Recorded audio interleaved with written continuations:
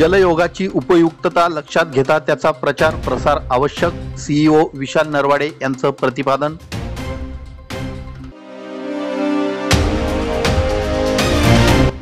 अचल बंबचा सावकारी परवाना रद्द करून चौकशी करा, जयेश दुसानी यांची पत्रकार परिषदेत मागणी।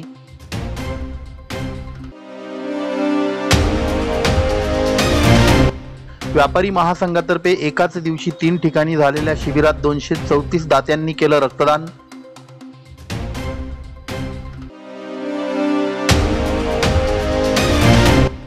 आणि पोलीस प्रशिक्षण केंद्र सभागृहात अनुसूचित जाती व जमाती अत्याचार प्रतिबंध कायद्यावर प्रशिक्षण कार्यशाळा।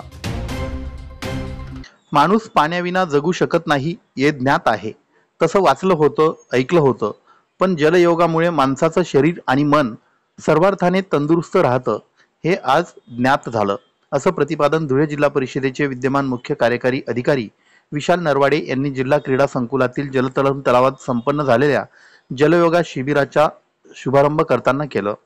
विश्व योग दिनाचं औचित्य साधून प्रतिवर्षाप्रमाणे यावर्षीही जिल्हा क्रीडा संकुलातील जलतरण तलावात सुप्रसिद्ध योग प्रशिक्षक डॉक्टर जगदीश गिंदोडिया यांच्या मार्गदर्शनाखाली 20 जून रोजी Dhanvantari medical foundation RRS Gotavala Dongre Maharaj Nagar श्रमप्रतिष्ठा गुणगौरव समितीच्या योगा ग्रुपच्या संयुक्त विद्यमाने मोफत जलयोगा शिबिराचं आयोजन करण्यात आलं होतं।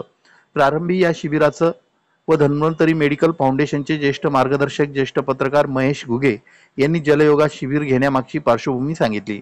त्यानंतर डॉक्टर जगदीश गिंदोडिया यांच्या मार्गदर्शनाखाली जलयोगातील आसनांची व प्राणायामांची प्रात्यक्षिके करून दाखविण्यात आली।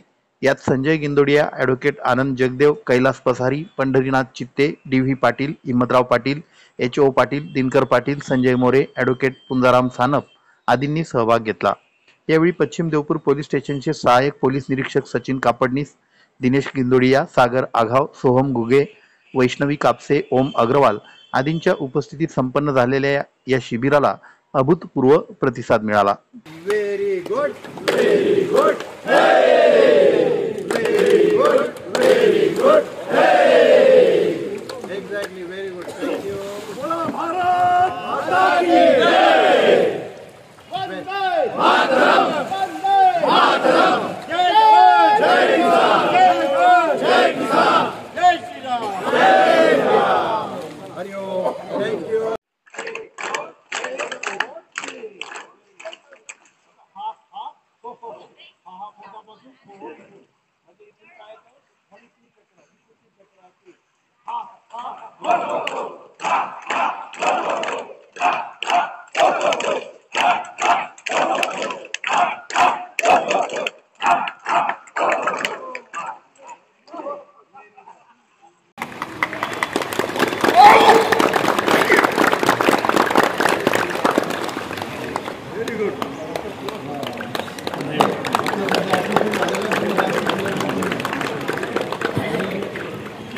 शिकण्यासाठी वय नसतं।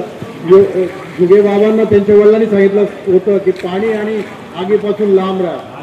बाबांना 17व्या वर्षी मी शिकवलेलं आहे आणि आता बाबा कुठेही पोहू शकतात। बाबा जुगे आता कुठेही पोहू शकतात आणि सगळे आसनं पाण्यात ॲट द एज ऑफ 77 बाबा 77 वय म्हणून age is only factor, age is only figure. आता आपल्या इथे बरेचसे बघा 80 वाले पण सगळे आहेत।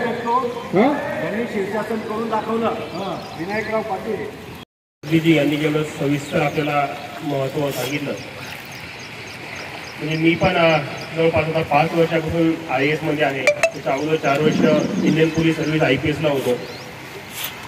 आज जवळपास 15 वर्षापासून स्विमिंग करतोय, स्विमिंग येतं। IPS मध्ये असताना तर नॅशनल पोलीस अकॅडमी हैदराबादला आम्हाला स्विमिंग हा कंपल्सरी असतो, त्याला मार्क्स असतात, त्याचं इव्हॅल्युएशन होतं। परंतु आयुष्यात कधीही जलयोगाचं महत्त्व मला आजपर्यंत माहीत नव्हतं, ते प्रामाणिकपणे मी सांगतो। म्हणजे आपण जल ही जीवन आहे हे ऐकलेलं होतं, योगाचं किती महत्त्व आहे हे ऐकलं होतं। मागच्या जवळपास 10 वर्षापासून 2015 लॉन्च केल्यापासून सगळ्यांना महत्त्व कळलं आहे।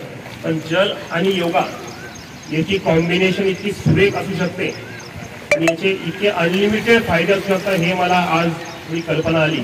त्याबद्दल मी स्वतःला लकी मानतो, यशोवा म्हणतो की मला आज हा कार्यक्रम अटेंड करता असो. आंतरराष्ट्रीय योगा दिवस 21 जून म्हणून आपण उद्या सगळ्यांना साजरा करणार आहोतच, पूर्ण देशभर करणार आहोत. 11 वर्ष त्याला पूर्ण होत आहेत आणि त्याचे अनेक फायदे आपल्या देशाने मागच्या 10 वर्षात 11 वर्षात बघितले आहेत. परंतु मला वाटतं वॉटर योगा याची जागरूकता अवेअरनेस अजूनही पाहिजे तेवढीशी नाहीये किंवा त्याबद्दल माहिती सुद्धा नाही आणि माहिती देणारे सुद्धा डॉक्टर जगदीश सारखे किंवा आपल्यासारखे फार कमी लोक आहेत.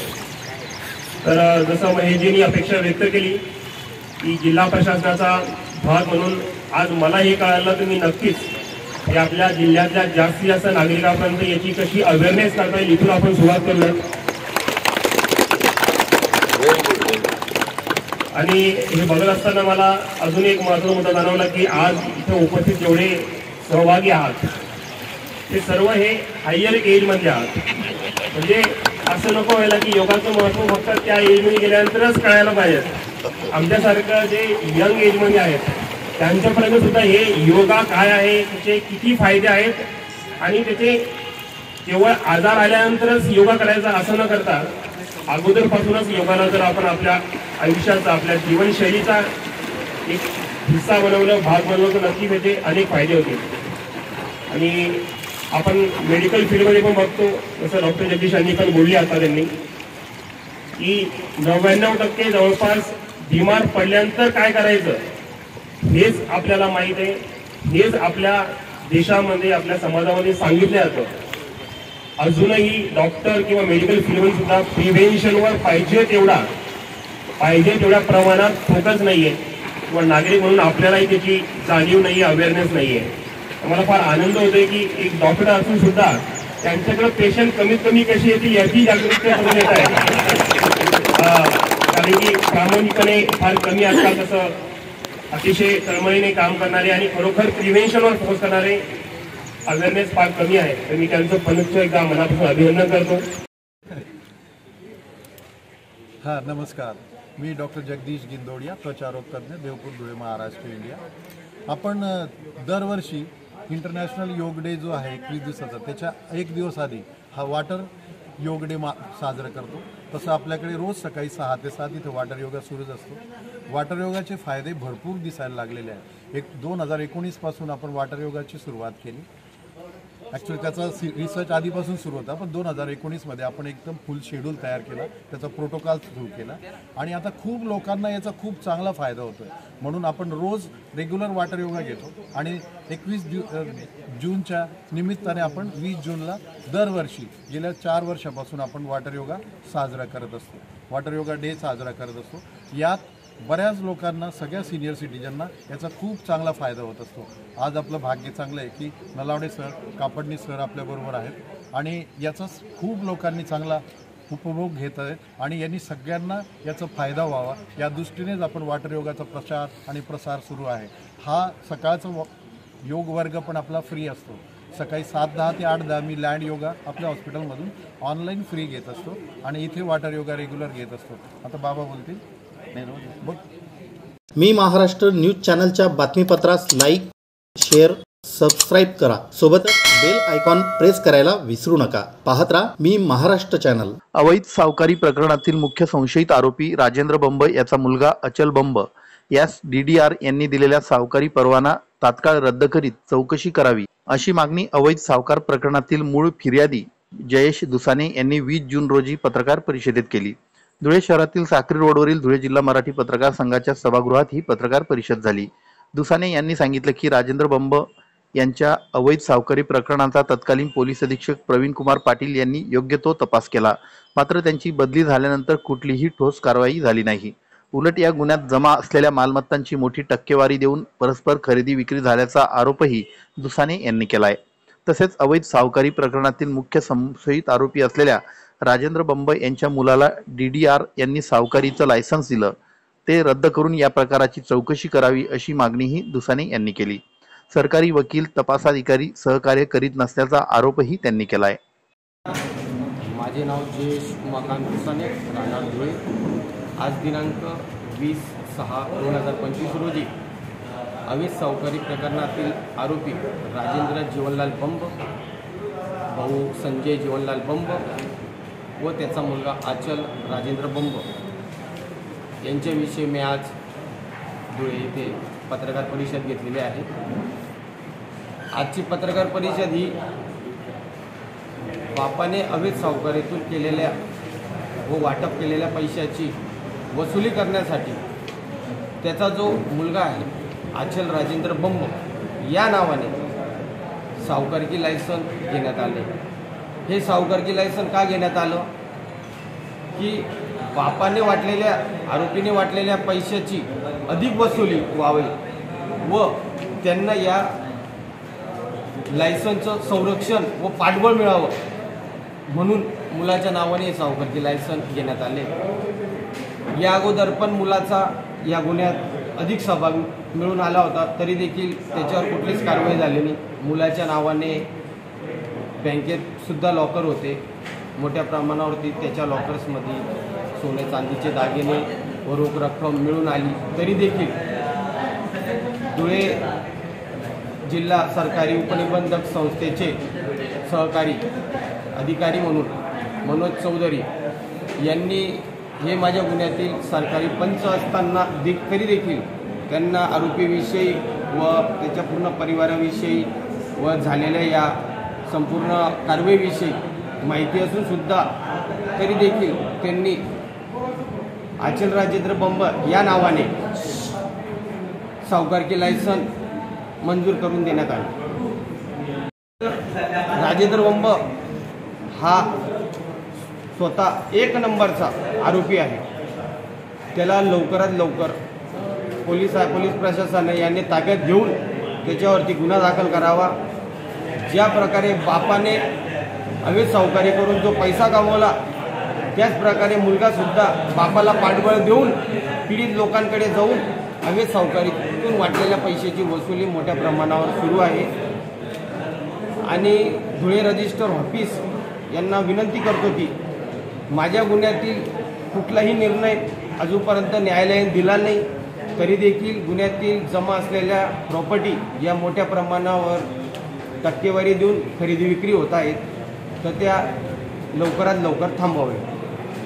मी महाराष्ट्र न्यूज चॅनलच्या बातमीपत्रास लाईक, शेअर, सबस्क्राईब करा। सोबतच बेल आयकॉन प्रेस करायला विसरू नका। पाहत राहा मी महाराष्ट्र चॅनल। जागतिक रक्तदान दिनाचं औचित्य साधून धुळे व्यापारी महासंघातर्फे शहरात एकाच दिवशी 3 ठिकाणी रक्तदान शिबिर घेण्यात आलं।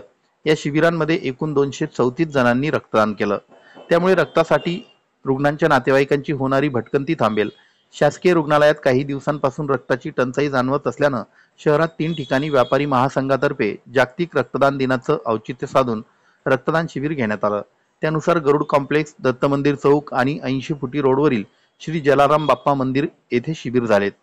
तिन्ही ठिकाणी झालेल्या शिबिराच्या यशस्वीतेसाठी व्यापारी महासंघाचे अध्यक्ष नितीन मंग, राजेंद्र गिंदोडिया, अजय नाशिककर, प्रशांत देवरे, दीपक मुल्ला, सुरेश कुंदनानी, अभिजित सूर्यवंशी यांनी प्रयत्न केले। शिबिरात रक्तदान करणाऱ्यांचा प्रमाणपत्र देऊन सत्कार करण्यात आला। तसेच प्रत्येक रक्तदात्याला भेटवस्तू देण्यात आली। शिबिरात रक्तदान करणाऱ्यांचा प्रमाणपत्र देऊन सत्कार करण्यात आला। तसेच प्रत्येक रक्तदात्याला भेटवस्तू देण्यात आली। शहरातील विविध व्यापारी, सामाजिक, शैक्षणिक संस्थांनी या शिबिरात सहभाग नोंदविला। सामाजिक बांधिलकीतून व्यापारी महासंघातर्फे रक्तदान दिवसानिमित्त शिबिर झालं, त्याला चांगला प्रतिसाद मिळाला। अनेक व्यापाऱ्यांनी रक्तदान केलं। आगामी काळातही व्यापारी महासंघातर्फे समाजोपयोगी उपक्रम राबविण्यात येतील, अशी प्रतिक्रिया प्रशांत देवरे यांनी व्यक्त केली। 14 जून जागतिक रक्तदान दिन आहे। दरवर्षी आम्ही जागतिक रक्तदानाच्या निमित्त गरुड मैदान शॉपिंग कॉम्प्लेक्स असोसिएशन हे रक्तदान करत असतो। या रक्तदानाचं महत्त्व सगळ्यांना पटवून बरेचसे आमचे व्यावसायिक या व्यापारी व्यापार संघ आणि जलाराम बाप्पा मंदिर आणि दत्त मंदिर चौक या तिन्ही ठिकाणी भव्य रक्तदान शिबिर आयोजित केलेलं आहे। त्याचा प्रतिसाद अत्यंत उत्तम मिळतो आहे। प्रत्येकाला आम्ही आमच्या रक्तदात्यांना भेटवस्तू पण देत आहोत। प्रत्येक रक्तदारांना आम्ही विनंती करत आहोत की येऊन रक्तदान करावं। या निमित्त त्यांच्या शरीरातील रक्त होतं आणि त्यांच्या रक्तदानामुळे जीवदान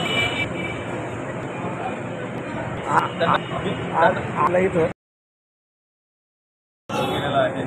या ठिकाणी रक्तदानाचा आकडा आत्ता दुपारी 2 वाजेपर्यंत 90 दत्तगिरी चौकात सुद्धा 40 प्लस बाटल्या झाल्या आणि जलाराम मंदिर बाप्पा जे आहे त्यांच्या ठिकाणी पण 40 प्लस बाटल्या झाल्या. लोकांचा अत्यंत चांगला प्रतिसाद आहे आणि लोकांमध्ये याची जागरूकता करणं हे ध्येय. धन्यवाद. मी महाराष्ट्र न्यूज चॅनलच्या बातमीपत्रास लाईक, शेअर, सबस्क्राईब करा. सोबतच बेल आयकॉन प्रेस करायला विसरू नका. पाहत राहा मी महाराष्ट्र चॅनल. अनुसूचित जाती व जमाती अत्याचार प्रतिबंधक कायद्याची प्रभावी अंमलबजावणी व्हावी यासाठी डॉक्टर बाबासाहेब आंबेडकर संशोधन व प्रशिक्षण संस्था बार्टी पुणे आणि सहाय्यक आयुक्त समाज कल्याण कार्यालय धुळे यांच्या संयुक्त विद्यमाने एक दिवसीय जिल्हास्तरीय प्रशिक्षण कार्यशाळा संपन्न झाली.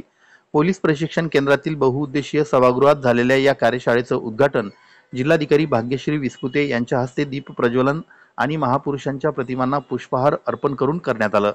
या कार्यशाळेला जिल्हा विधी सेवा प्राधिकरणाचे सचिव तथा न्यायाधीश प्रवीण कुलकर्णी, पोलीस प्रशिक्षण केंद्राचे प्राचार्य विजय पवार, डॉक्टर बाबासाहेब आंबेडकर संशोधन व प्रशिक्षण संस्था बार्टी पुणे प्रकल्प व्यवसायक नितीन सहारे, समाज कल्याण सहाय्यक आयुक्त संजय सेंदाने, जिल्हा समाज कल्याण अधिकारी नितीन खंडेराय, जिल्हा महिला बालविकास अधिकारी गिरीश जाधव, दिव्यांग सक्षमीकरण अधिकारी मानसिंग पावरा, अभियोग संचालनालयाचे अतिरिक्त संचालक ॲडव्होकेट बी.डी. भोईटे, अतिरिक्त जिल्हा सरकारी वकील ॲडव्होकेट गणेश पाटील, तज्ज्ञ व्याख्याता सुभाष केकान, विधितज्ञ ॲडव्होकेट गायत्री वाणी, सहाय्यक लोक अभिरक्षक ॲडव्होकेट भाग्यश्री वाघ, रमेश श्रीखंडे आदी उपस्थित होते. न्यायाधीश प्रवीण कुलकर्णी यांनी मार्गदर्शन करताना सांगितलं की अनुसूचित जाती जमाती अत्याचार प्रतिबंधक कायद्याअंतर्गत दाखल होणाऱ्या गुन्ह्यांचा जलद गतीने निकाल लागण्यासाठी स्वतंत्र न्यायालय स्थापन करण्याची तसेच हे खटले चालविण्यासाठी विशेष सहाय्यक सरकारी वकिलाची नियुक्ती करण्याची तरतूद आहे.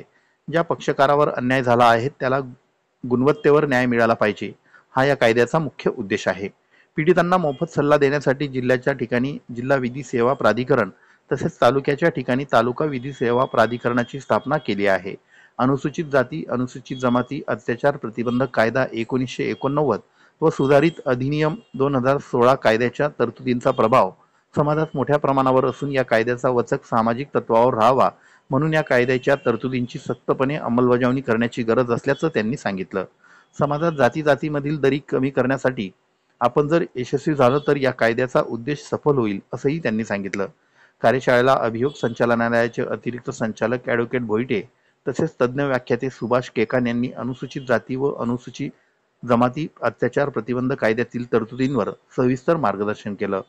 यावेळी मान्यवरांच्या हस्ते निवासी शाळेतील शुभांगी रुपनर, नेहा बाचकर, कावेरी पालवी, विकास साळवे या विद्यार्थ्यांचा पुष्पगुच्छ देऊन सत्कार करण्यात आला. कार्यक्रमाचं प्रास्ताविक सहाय्यक आयुक्त संजय सेंदाने यांनी केलं तर बार्टीचे नितीन सहारे यांनी आभार मानले. कार्यशाळेला अधिकारी, कर्मचारी, लोकप्रतिनिधी, समता दूत आणि नागरिक मोठ्या संख्येनं उपस्थित होते. मी महाराष्ट्र न्यूज चॅनलच्या बातमीपत्रास लाईक, शेअर, सबस्क्राईब करा. सोबतच बेल आयकॉन प्रेस करायला विसरू नका. पाहत राहा मी महाराष्ट्र चॅनल.